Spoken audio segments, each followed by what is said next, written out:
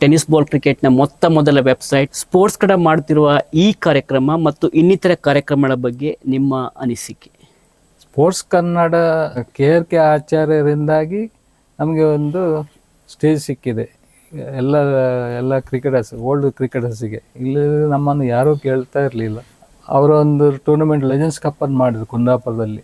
ಅಲ್ಲಿ ಮತ್ತೆ ಎಲ್ಲ ಓಲ್ಡ್ ಕ್ರಿಕೆಟರ್ಸ್ ಸನ್ಮಾನ ಎಲ್ಲ ಮಾಡಿದ್ರು. ಇಲ್ಲೇ ಮೂಲೆಯಲ್ಲಿ ಇತ್ತು, ನಾವು ಐಡೆಂಟಿಫಿಕೇಶನ್ ಸಿಕ್ಕಿತ್ತು. ಟೆನ್ನಿಸ್ ಬಾಲ್ ಕ್ರಿಕೆಟ್ ಅಸೋಸಿಯೇಷನ್ ಆಮೇಲೆ ಸ್ಟಾರ್ಟ್ ಆಯಿತು. ಓಲ್ಡ್ ಕ್ರಿಕೆಟರ್ಸ್ ಎಲ್ಲ ಪುನಃ ರೀಜಾಯ್ನ್ ಆಗಿದ್ದೇವೆ ನಾವು ಈಗ. ಇದು KRK ಆಚಾರ್ಯರ ಮರೀಲಿಕ್ಕೆ ಚಾನ್ಸೇ ಇಲ್ಲ. ಅದನ್ನು ಸ್ಪೋರ್ಟ್ಸ್ ಕನ್ನಡ ಇನ್ನೂ ತುಂಬ ಅಭಿವೃದ್ಧಿ ಹೊಂದಬೇಕು. ಈಗಲೇ ಉಂಟು, ದುಬೈಯಲ್ಲೆಲ್ಲ ಉಂಟು. ಇದು ನ್ಯಾಷನಲ್ ಇಂಟರ್ನ್ಯಾಷನಲ್ ಲೆವೆಲಲ್ಲಿ ತುಂಬ ಸಕ್ಸಸ್ ಆಗಬೇಕಂದ್ರೆ ನಾನು ದೇವರಲ್ಲಿ ಪ್ರಾರ್ಥನೆ ಮಾಡ್ತೇನೆ.